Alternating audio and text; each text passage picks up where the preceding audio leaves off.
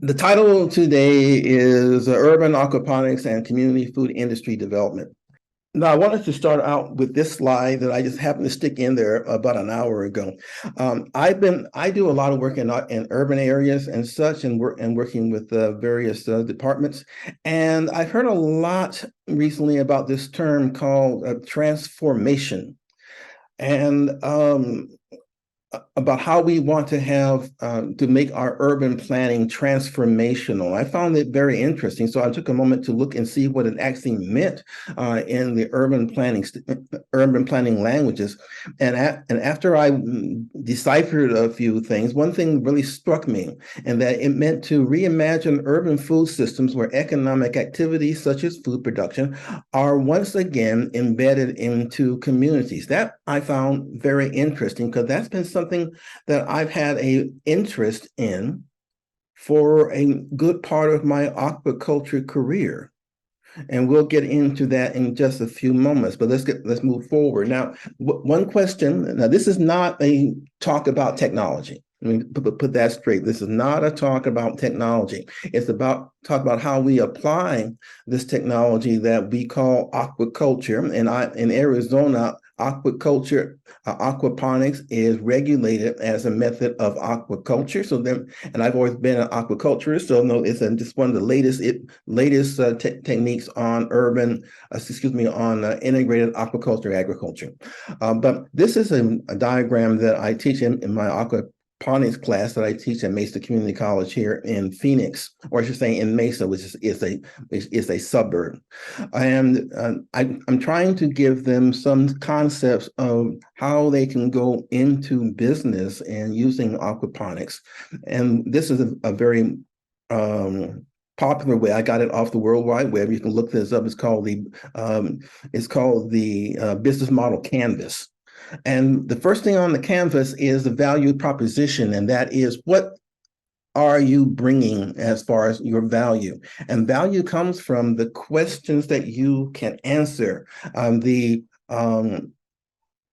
the solutions that you can bring to problems, and the needs that you can fill. If you have a good value proposition, and that will aid you in moving through the aspects of finding the correct business model to do a business, because aquaculture is, in most states, a business. And when we're working in urban areas, this is particularly important because urban areas often have a number of issues that they have laid out in writing that you might be able to solve. And if you can solve them, then there is opportunity to do business. So let's go further. Now, I've been thinking this way since I had hair. This was in 1990 when I was the extension aquaculture specialist for the University of Arizona. And I was out on 1,000 acre farms, 2,000 acre farms, for 10,000 acre, 100,000 acre farms. That was really interesting when you hadn't needed an airplane to fly across that thing. Working with farmers, they often growing alfalfa, cotton, etc., but they were pulling water out of wells that were compared with clean water. It's a little bit salty. It was warm. And the idea is that these wells were running dang near 24/7. And so if you had these canals full of water, it was possible to put fish in there, hypothetically, and then raise them to a full-size crop, giving you two uses of that water, and plus the nutrients that came from the fish. This is a method of integrated aquaculture agriculture. It still is back then, and it still is today. There were challenges back then because the culture of a fish culture was very different than the culture for cotton, but it was still a good idea to work with. And I had always, while I was out there doing these things, I really wanted to, like, okay, I'm working on these farms. How do I bring this into the urban area where I'm from, which is Phoenix, Arizona, to create jobs there as well? This is the business plan for Phoenix, Arizona. Every city in Arizona town has to write one of these every year. That's called the general plan. The purpose of the general plan is to outline everything the city wants to do, everything the city needs and wants to accomplish over the next 10 years. In this case, the 2015 version, and now they're coming up on the 2025 version, which they started writing now.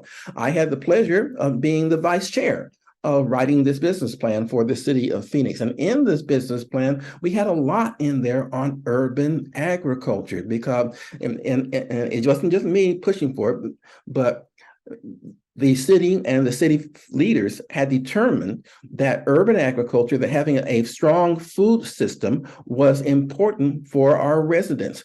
And anything that's in welcome, Dr. Fitzsimmons. It's good to see you.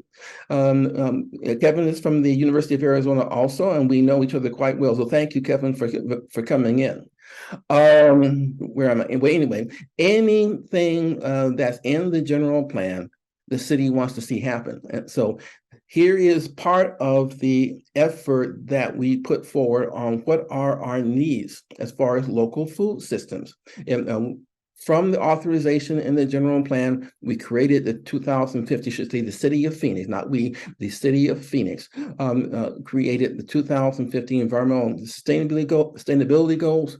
Local food systems, they want us to see maintain sustainable, healthy, equitable, that word equitable, very important, thriving local food systems, the goals, eliminate food deserts, local farmers markets in each of our cities, 15 urban villages. We'll get into what those are in just a moment. Increase urban agriculture. That's a really important point, because we want to do urban agriculture. We want to grow fish and plants using aquaponics in the city itself, which fits into the definition of urban agriculture.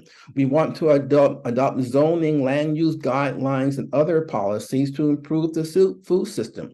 I've listened to many aquaponics producers who are trying to grow in cities, and they don't say that the problem we have is technology. They say the problem that we have is zoning. Well, the city of Phoenix decided that they wanted to do urban agriculture, and therefore they understood that zoning and land use guidelines that people could use were critical for this to happen. Phoenix has a lot of open space, and we're 510 square miles, of which maybe, I'm trying to remember the number, I'm going to say 40%. 40% of that is empty, but you think that'll be great for urban agriculture, but a lot of it is undeveloped. We're a desert city, okay? A lot of it is underdeveloped. There's no infrastructure, so therefore there's no water going to a lot of these parcels. And the parts that are developed are very expensive and for sale. So therefore, if you wanted to build a farm on one, if you did successfully, it could get sold out from underneath you, or the banks won't finance it because it doesn't meet what's called the highest and best use rules, which banks use to understand what's the best way of using land that will get the highest return. Farms don't fit in that normally. We have a lot of food deserts. Okay, food deserts are tracts where residents live more than 1 mile from the nearest supermarket and healthy, affordable food retail outlet. It's more to it than that, but that's the simple way of looking at it. We have 43 food deserts in Phoenix. 52% of our 1.6 million people live in a food desert. That is a challenge. Here's another diagram from the USDA showing it more clearly. The red dot is where I grew up, 1923 East Broadway. And it was in the middle of a food desert. I still live near this location. I'm a couple of miles to the south. And even there, we're still in food deserts in Phoenix. It is a challenge for us. And this is one of the issues that the city identified they need to have solved as far as a healthy food system. Then we now get to see how this plan was somewhat prescient, if that's the right word. This is Thanksgiving 2021, and looking toward what's called South Mountain. This is a line of cars that were waiting to get a Thanksgiving turkey. I'd never seen this in my own neighborhood before. waiting to get a Thanksgiving turkey. I had to turn around just to understand, go down the street, turn the corner, and go and look at the church and ask the question, what's going on here? And so the food insecurity in Phoenix was very, very high, empty shelves and high prices. And then there's, of course, water. This is Hoover Dam, just to the south of Las Vegas.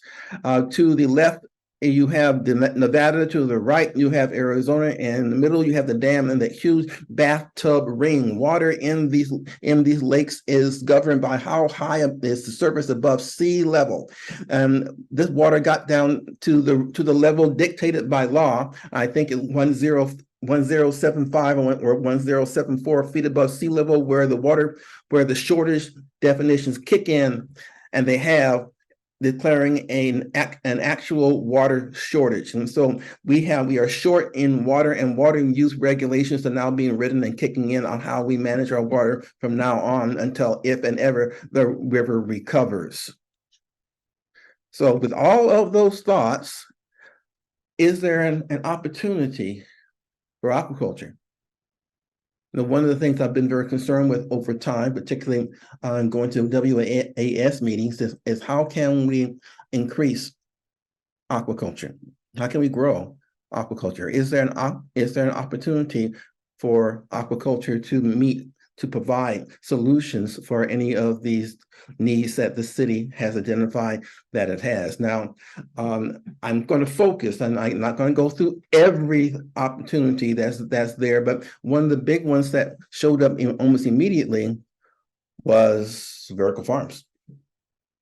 And vertical farms are amazing things. I've been told that one vertical farm can produce as much food as 300 acres of farmland. The thing about them, is that they're high capex. That for something like this is very high technology. Make it work. They cost a lot.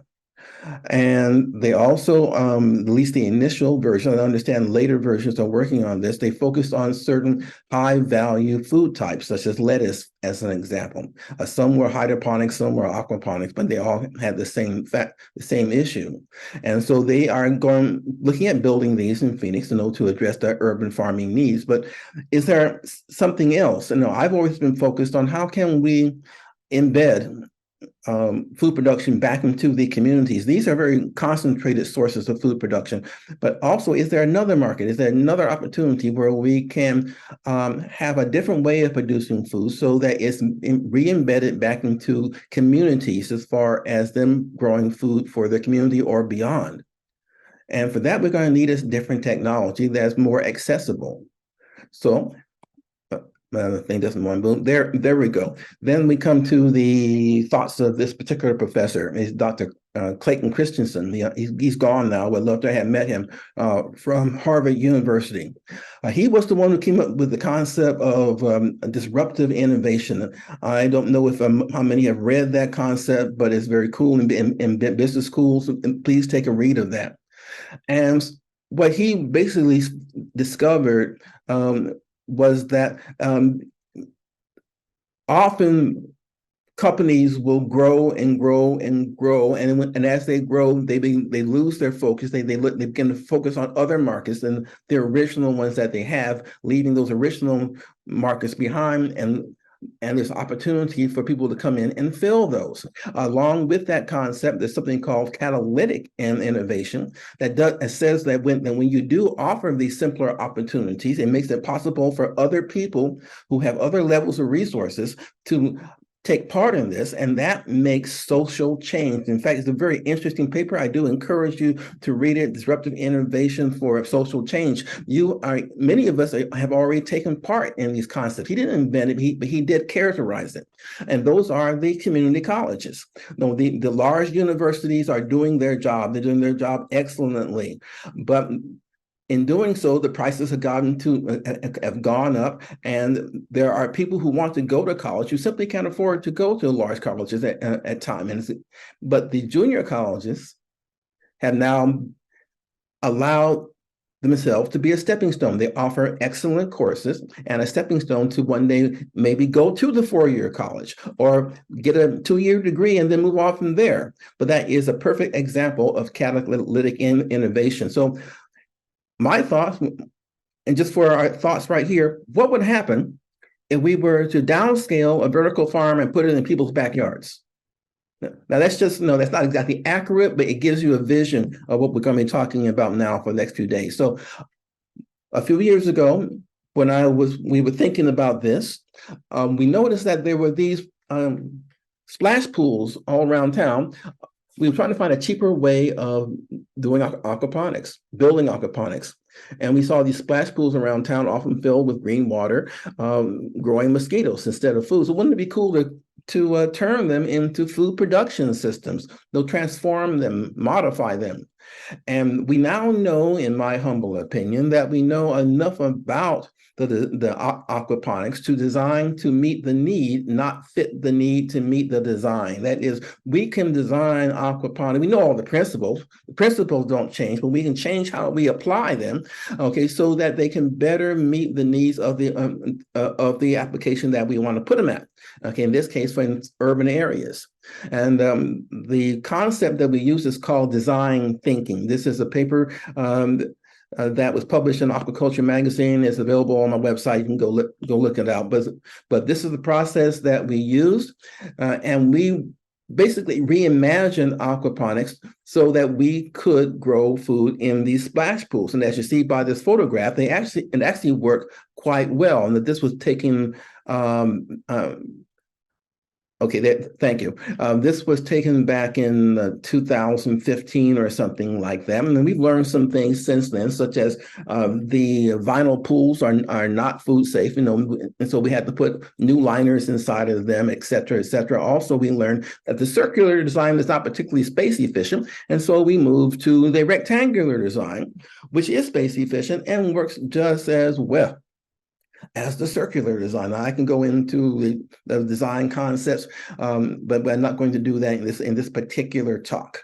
They are in that paper, though. And so now, backtracking, just to reiterate, our goal basically are to grow more food in urban areas, including food deserts, direct access to families designed with a wide spectrum of crops. That's one of the things that you see here, and that we're doing polyculture. We are not just growing lettuce. Okay, man does not live by lettuce alone. And we're not growing tilapia in this particular circumstance. And though if tilapia and lettuce are the norm, but as one professor, there's a friend of mine mentioned recently, that you might say there's a little bit of a mismatch there, because the tilapia are warm water fish, while lettuce is a cool water plant. And so we're using catfish instead as an experiment to see can those two work together as far as temperature regimes, and it has worked out quite well. Available farmland is rare and far between, and when available unstable, that means we could be sold. Opportunities for diverse participation and ownership need to happen. The solution that we came up with was to activate backyards. Phoenix has a lot of backyards. It is one of those Sunbelt backyard cities where almost anyone who has a home has a backyard. So can we use those? They're stable. Usually they are owned by people. And that is what the Backyard Garden Program is doing. The Phoenix Backyard Garden Program was a program initiated by the Office of Environmental Programs, the City of Phoenix, where they took some of the rescue money, and they looked at the concept: can we put gardens in people's backyards, supported by the city, that will help them grow food for their families? That's the concept. And to do that, they engaged 3 organizations to work on the program. The first was Tiger Mountain Foundation. They do normal raised bed gardens. Layer garden. This, as those of you who work with wicking beds, this looks very familiar to you. If they're not wicking beds, but I encourage you to look up what they're doing, and it's a very interesting concept. And of course, aquaponics. Now, as far as aquaponics, as far as the entire program, I'm sorry, we started in four districts of the city of Phoenix. Phoenix is divided into 15 districts called villages. Each village has about 100,000 people, and they're about 40 square miles in size. These four villages were chosen for the initial project because of their proximity to food deserts. Maryville, Estrella, Lavigne, and South Mountain, where I was born, raised, and currently live. As time went past, it has been expanded. This is the entire city of Phoenix with all of the villages and the ones participating in the project have been expanded to also include Encanto and Central City. When you work out the land area, about 40% of our land area in the city of Phoenix is involved in this urban agriculture project. I really do commend the city for this. Business model. The business model is critical because you don't have the right business model, you're not going to succeed. The business model that we chose, we looked around and when was the last time we had a successful urban farming business model? And it turned out to be a long time ago during World War II, and they were called the Victory Gardens. The purpose of Victory Gardens was to provide food for the populace while the big farmers sent the food over to the war effort. And they were originally called war gardens, but thanks to, this is anecdotal information, but thanks to the writings of Dr. George Washington Carver on the victory of gardening, they were changed into the now more appropriate Victory Gardens. In 1945, 40% of the food in the United States was provided by these Victory Gardens with an average of 800 pounds per family. Now, even today, to grow 800 pounds of food in a more traditional manner takes 1,600 square feet. While in Phoenix, we only have, on average, 400 square feet of arable land in backyards. So can we use a little bit of the 21st century magic of aquaponics to change this and produce more closer than 800 pounds? In addition, this is a graph that came from NPR. That's where I got it from off the web. I think it's based off the USDA numbers. And this shows what Americans normally eat. According to this graph, we eat almost 2,000 pounds of food a year on average, men and women. If you add up the numbers, about 40% of the food in both mass and type can be grown in our backyards. Oh, by the way, you see we eat a lot of sugar, by the way, and drinks. So taking that into account, it gives us a lot of hope that we can actually grow enough food in our backyards to really help supplement the individual diets of those participants. So how do we go from that idea to this? This is a plate of food that I threw together from some stuff I grew in my backyard, from black beans to tomatoes and lettuce and tilapia. Naturally, I didn't grow the cheese. I have no cows in my backyard, but nevertheless, how can families partake in food from their own backyard so easily and efficiently, and preferably low in cost? We'll get into that in just a moment. So we took that basic design that we had, we made them a little bit smaller. We put a hoop structure over them for sun screening and as a trellis, and prefab them. Now we can build this entire aquaponic system turnkey in 2 hours. And that is very helpful to the families. As long as they have the land, the city of Phoenix pays for everything. And all the farmers got to do is grow the food. And mind you, these are almost all of them are novice farmers. But even with that, they for the first year, have actually done quite well. Not perfect, but quite well. As you see here, again, with polyculturing, you see basils and melons and all kinds of things growing in there, along with, in this particular case, I think they had catfish. Results, very quickly here. Okay, we currently have 43 of these farms functioning, and there are 12 getting ready to be built over the next couple of weeks. Equity. Everyone is taking part. Our farmers represent every community in the areas where the farms are. White, Black, Latino, LGBTQ, you name it. They all are represented, which is what the city wanted to see. Growing a lot of different types of food. Everything you see here was grown in aquaponics. Here's a quick list so that when you go back and see the recording, but lettuce, Brussels sprouts, melons, peppers, cucumbers, squash, celery, garlic, cilantro, beans, cauliflower, quinoa, collard greens, onions and chives, and much more. We've been able to successfully produce in these aquaponic systems, even flowers. Zinnias do quite well, for example. The fish farming part, and I came into this as a fish farming. I even wrote an article talking about aquaponics needs to pay more attention to the fish. The fish are part of the project. They are not simply there to provide fertilizer. If you're going to be putting all of that money into these fish, you need to have them as a product. And so we have been growing catfish, and this is some of the fish that our novice farmers have grown. Now, they were designed to grow systems the size, according to Dr. Ricosi's numbers, to do about 30 pounds as far as carrying capacity. Now, these are novice farmers. They didn't do that well, but and what they did do, you can see these fish look great. They're 1.5 pounds in size, then marketable. The same thing is true with tilapia. That's 1.5 pound fish right there. Now, as novice farmers, and we learned a lot as far as growing them in our conditions, which I will explain to you in just a moment.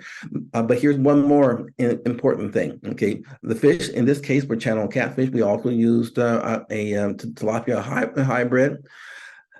All of these farms are licensed by Arizona Department of Game and Fish.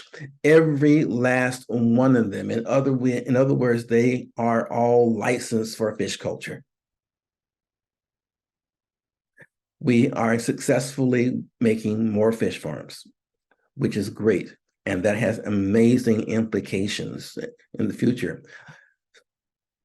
I talked about money earlier and the cost of food. One of the concepts that we were working with was it possible for these farms to grow food for less than it costs to buy the same product from the supermarket? If these farms are growing food that they will eat, if they grow it for less than they cost to go to the supermarket, then therefore there is an economic gain if they eat their own food.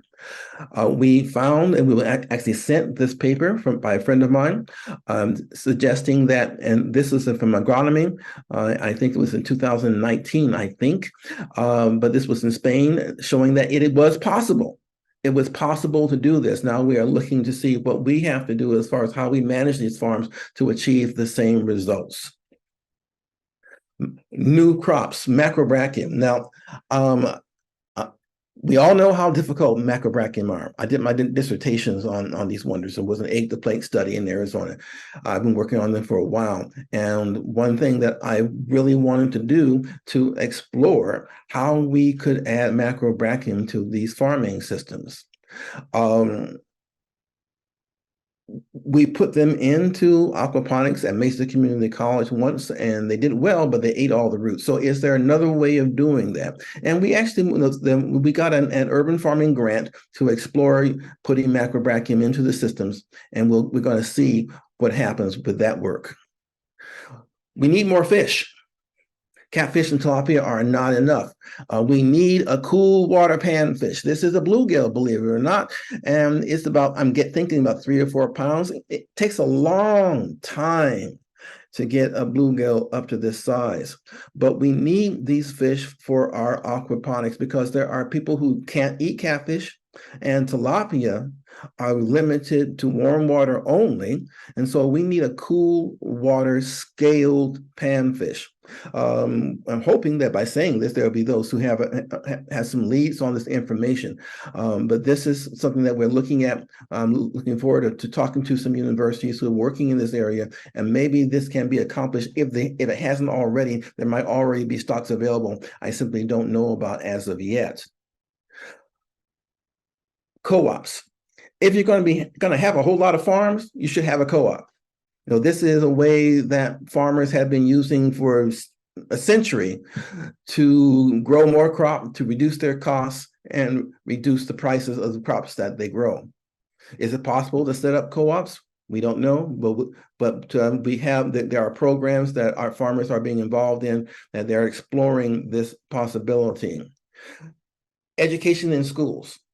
With this program, we have a system at one of our local grade schools. I go there every Tuesday morning at 7:45 and teach a class of aquaponics to the grade schoolers there. And this is really interesting working with those kids. They're learning a lot.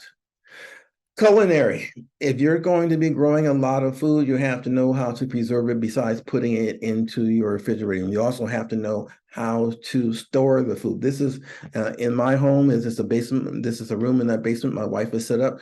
She called it our COVID room, and she has stored there all kinds of stuff from the aquaponics, et cetera, et cetera. So we're looking at how we can teach these things so that more people can take part in their own homes in canning and other preservation methods. And then building an industry.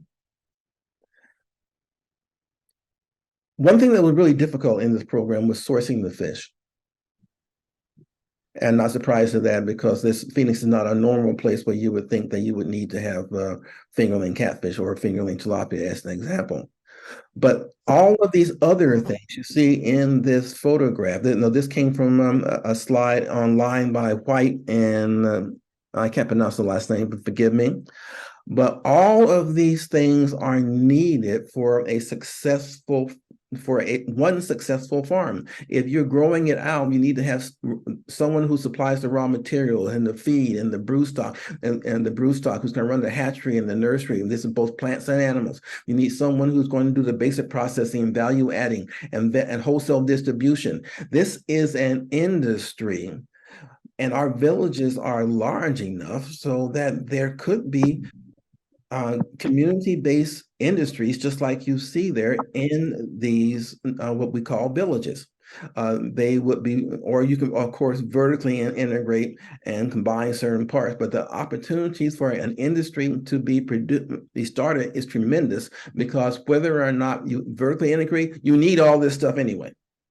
No ifs, ands, or buts. You need someone to provide the services like education. You need the policy and regulation. You need lawyers, everything for agriculture inside of an urban area. And so there's lots of business opportunity beyond just growing out the food. Environment. I'm trying to get through here real quickly. I'm doing okay here. It's only 11:38. I get 2 minutes, it tells me. The month of July was hot. I got a little typo there, sorry. The hottest July on record for Phoenix, Arizona, 118-degree days, 110-degree days for a month, but most importantly, the 92-degree nights. We even had the classic saguaro cacti that were dying because it was too hot at night. These plants evolved under conditions where it could get very hot in the day, but it drops down to the 60s and 70s at night, and it wasn't getting there, and it was disrupting their function, and they were dying and falling over. And this made it difficult to farm at that time, because in the past, our water wasn't getting hot. It was now.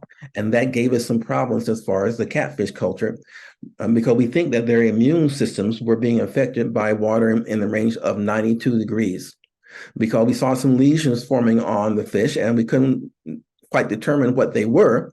But when the temperature started to drop, the lesions healed. I've seen that in tilapia. When tilapia get too cold, their immune systems break down.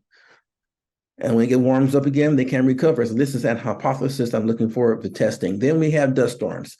The dust storms are back. This is real. This was taken in Phoenix, but I think it was September 1st. If memory serves me.